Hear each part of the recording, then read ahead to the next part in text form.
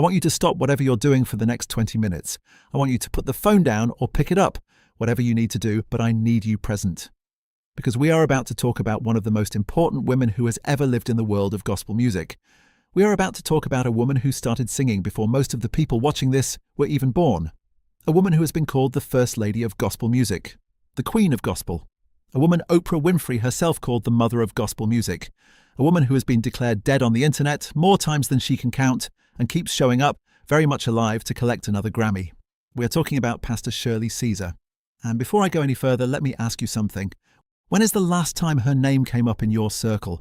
Not in a meme, not in a throwback post, not in a rest in peace rumor, but genuinely as the living, breathing, recording, preaching, Grammy-winning force that she still is today. Because somewhere between the algorithm and the age of short attention spans, the world started acting like this woman had quietly packed up and gone home. Like the Queen had abdicated the throne. Like gospel music had said its goodbye to Shirley Caesar. She hasn't gone anywhere. In February 2026, at 87 years old, Pastor Shirley Caesar won her 13th Grammy Award. 13, and she didn't even get out of bed to do it. The phone rang. She was sleeping, and when she picked it up, everyone on the other end was screaming. She said it herself, "You would have thought that this was the first time I'd ever won a Grammy. So before you scroll past her name, before you assume she belongs in a museum, before you treat her legacy like it's past tense, sit down, because this woman's story deserves to be told in full. Every layer, every loss, every triumph, every chapter that most people never knew existed. This is not a tribute. This is not a farewell. This is the truth about a woman who has been running this race for over 70 years and is still on the track. Let's begin. To understand Shirley Caesar, you have to go back to Durham, North Carolina. You have to go back to 1938, not to a world of comfort, not to a world of opportunity, but to a world of red clay, dirt roads and tobacco fields, and a family that didn't have much, but somehow had everything that mattered. Shirley Ann Caesar was born on October 13th, 1938. She was the 10th of 13 children. Say that out loud. The 10th of 13. That is not a family. That is a congregation. And at the head of that congregation was a man they called Big Jim Caesar. James Caesar was many things: a tobacco field worker, a local preacher, and the lead singer of a gospel quartet called the Just Come Four. He was the kind of man who carried music inside him the way some people carry grief, deeply, constantly, at all times. He poured that love into his children, and of all 13, there was something about the one they'd call Baby Shirley. Something in her voice that didn't quite belong to this world. But Big Jim Caesar died suddenly when Shirley was just 7 years old. 7. She later said, "I told the Lord, I may be fatherless, but I'll go. I didn't know about sin, but I was a fighter. Always a fighter." That is a 7-year-old child speaking. And she meant it. Her mother, Hallie Caesar, was left with 13 children and a body that was partially disabled by a lame leg. The family had nothing extra. What they had was each other, their faith, and the church down the road. And so Shirley Caesar, barely old enough to tie her own shoes, began showing up at local churches and singing for whatever they would give. Spare change. A meal. A kind word. She sang to survive. She called herself Baby Shirley, a name given to her partly because of her small stature. She was so tiny that early in her career she had to stand on a box or a table just so the audience could see her. But the moment that child opened her mouth, nobody looked anywhere else. By 1951, when she was just 12 years old, she had already made her first professional recordings for Federal Records. 12 years old. And people wonder how she has 70 years of experience in this industry, because she started before most of us had any idea what we wanted to be. Now imagine the picture of this. A little girl from the poorest part of Durham, North Carolina. A girl who lost her father before she had the chance to truly know him. A girl whose mother walked with a limp and could barely stand. And this little girl takes her voice, this one priceless, God-given, immovable gift, and she walks out into the world with it.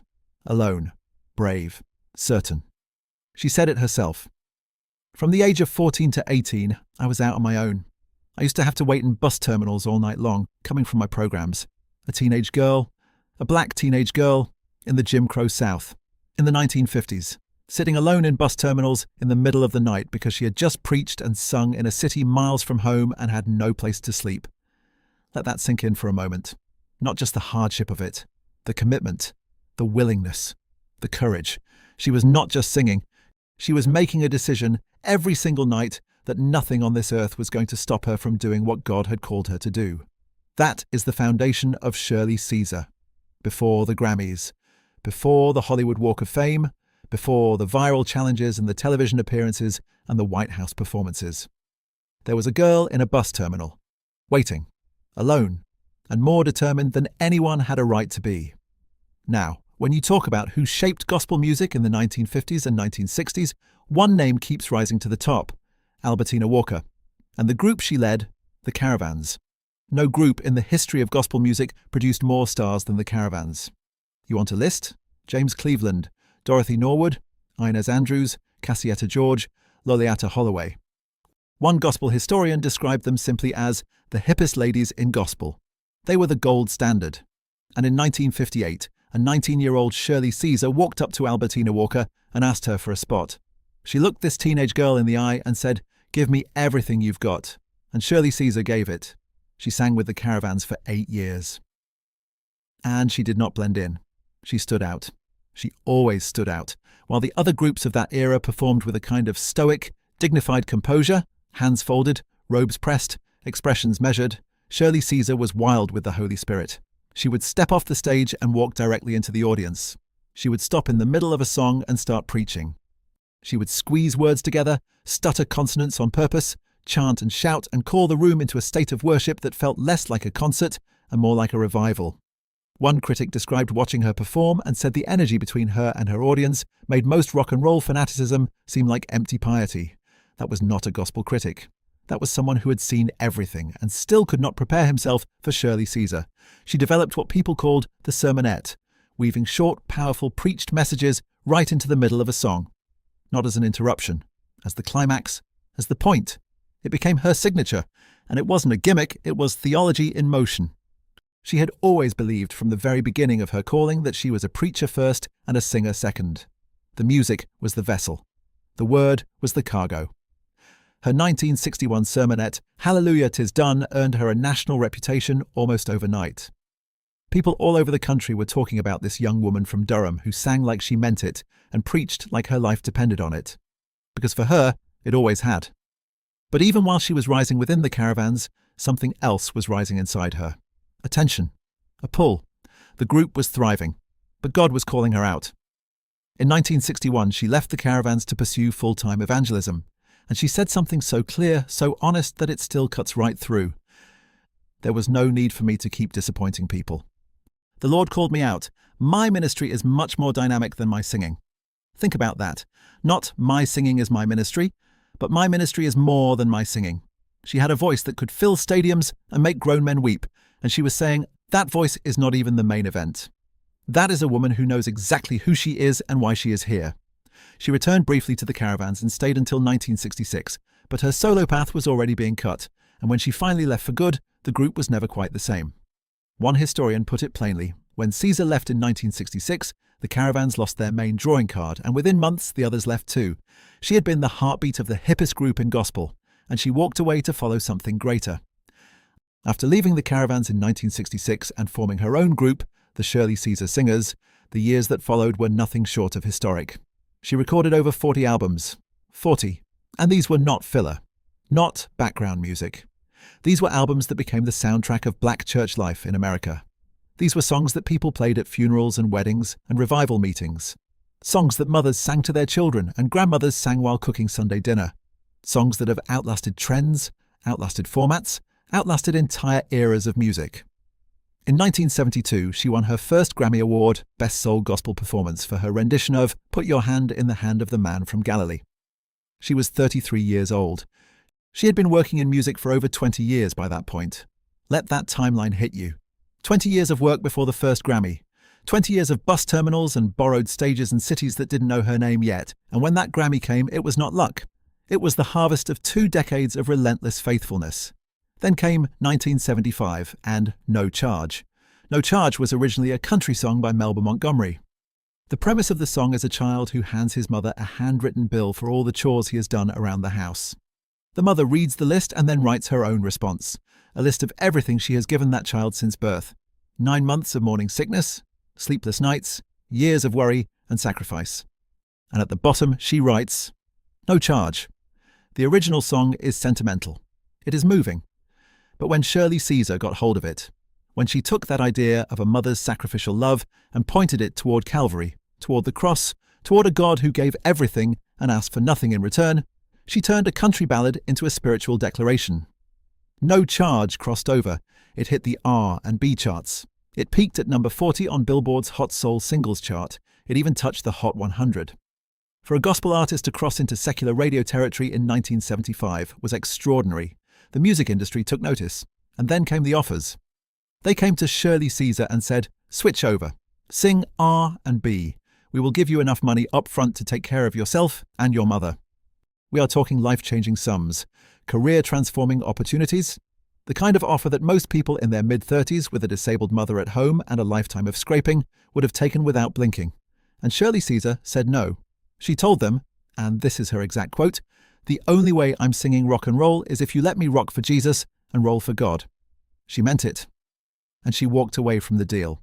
She would later explain it this way. "My religious background is the main reason I stayed with it. I believe in what I sing about. You see, my whole life is wrapped, tied, and tangled up in the church. Wrapped, tied, tangled. There is not a cleaner, more honest, more complete statement about who Shirley Caesar is than those three words. Here is what separates Shirley Caesar from the typical conversation about gospel music legends. She is not just a singer. She is not just a recording artist.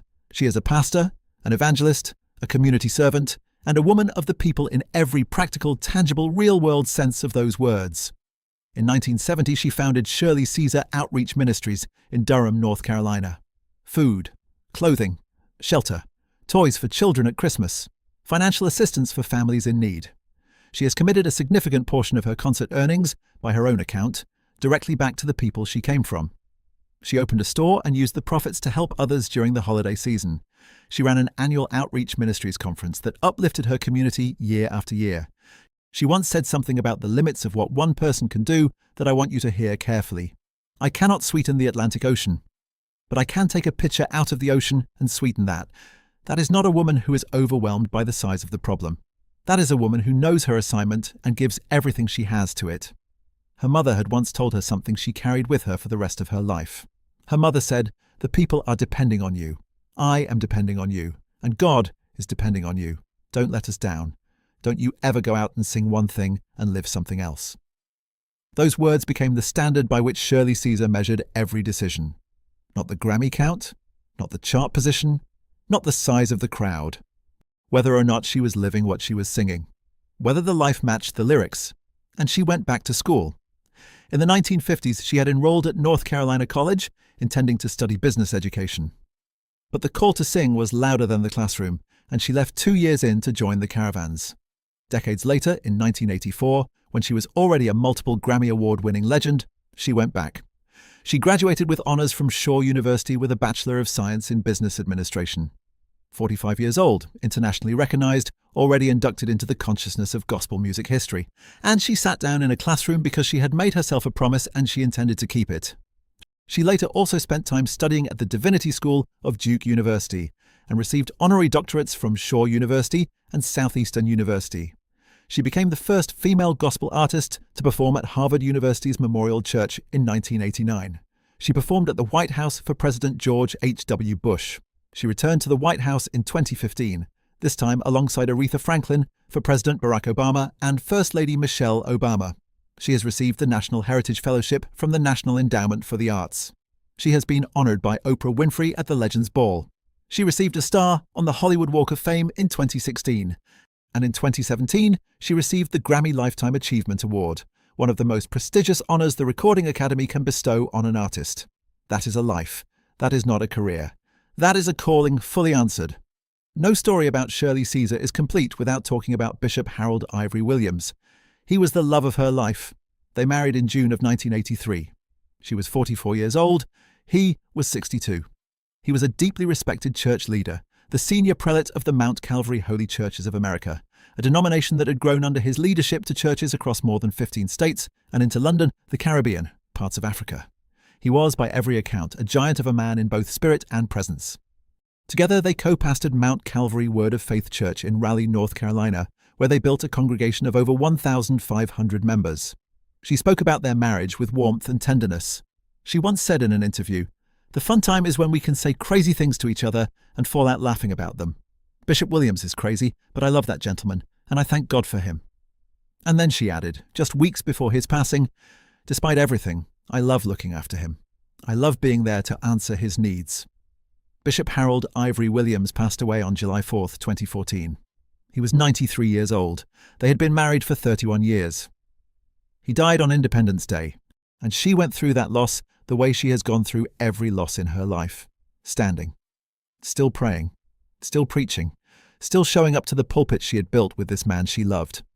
You don't hear a lot about how she processed that grief because she doesn't broadcast it, but she is also the last surviving member of all 13 of her siblings. Every single one of her brothers and sisters has gone home. She has outlived them all. She stands at the end of a family line, and she keeps standing, and she keeps singing. She said something that tells you everything. "I'm the last one. And during the holidays, the enemy was playing with my mind, telling me, 'You're by yourself.' But she didn't let the enemy win that argument, because she believes in the most unshakable part of who she is, that she is never truly alone." Now, let me tell you something that will make you love Shirley Caesar even more. The year is 2016. She is 78 years old. She has 12 Grammy Awards. She has a star on the Hollywood Walk of Fame. She has been preaching and singing for over 6 decades. And somehow, in November of 2016, just in time for Thanksgiving, Pastor Shirley Caesar goes viral on the internet. It started with a sermon song she had originally recorded in 1988, "Hold My Mule."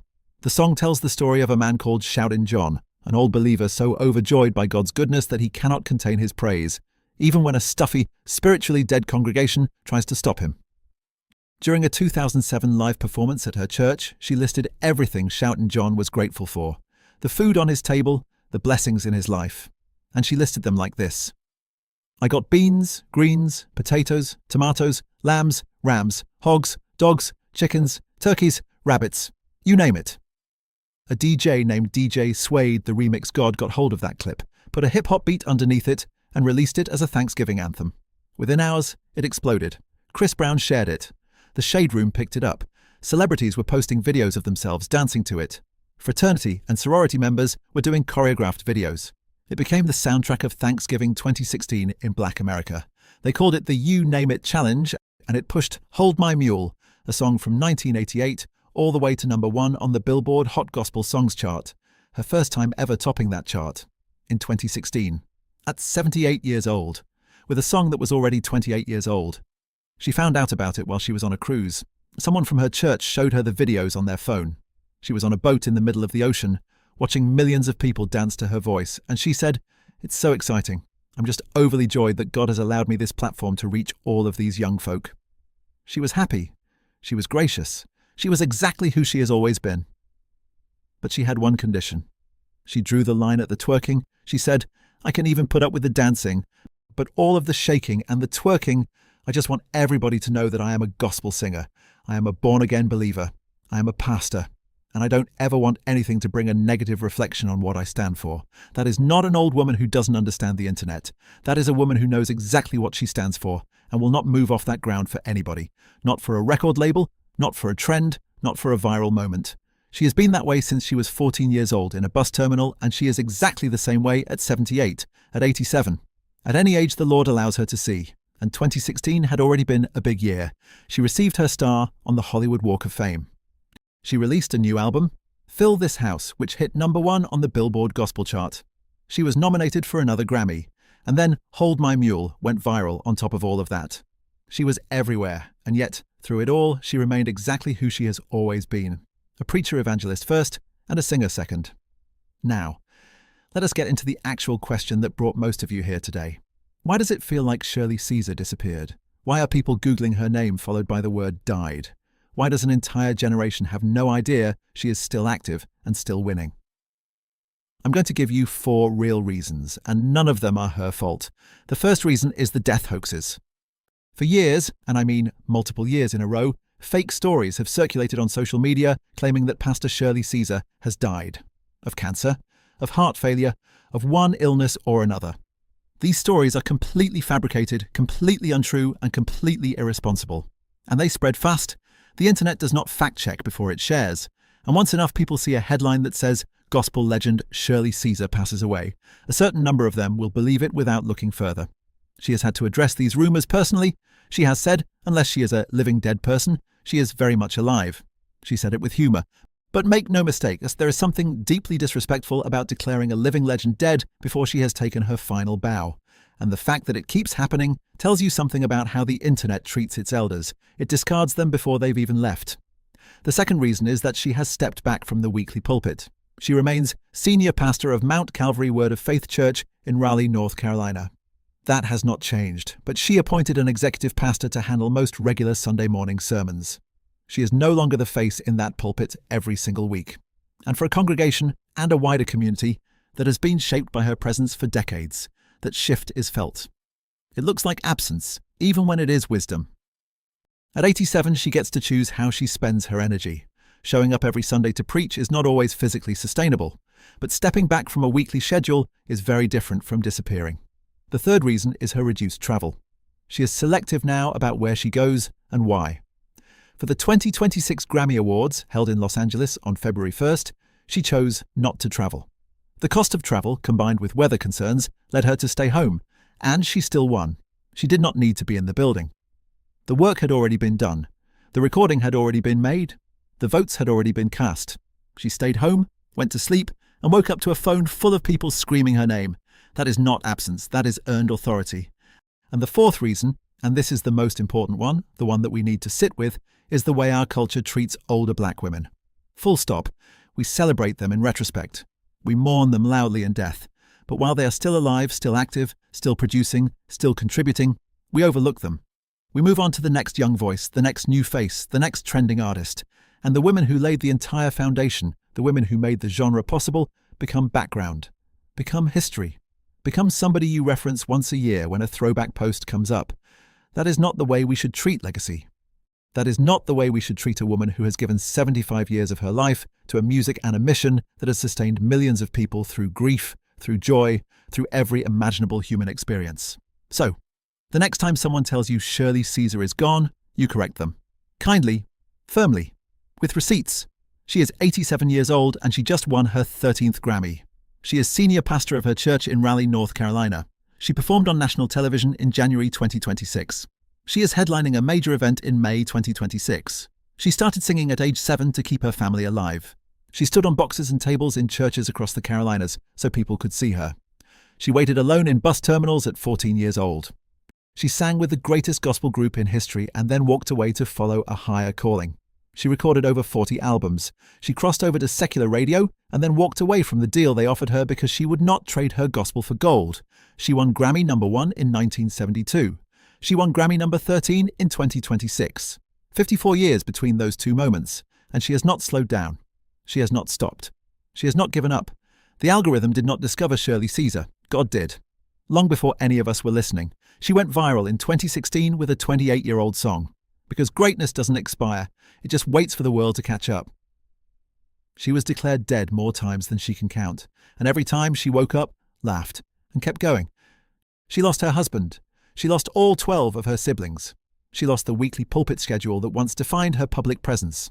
And she is still here, still singing, still serving, still telling the world that the goodness of God is enough reason to praise.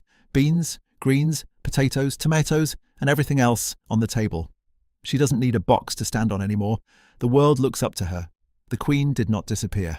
The Queen chose her moments.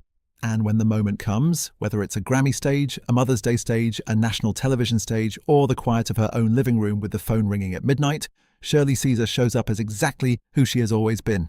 A fighter. Always a fighter. The greatest highlight of my life? It's yet to come.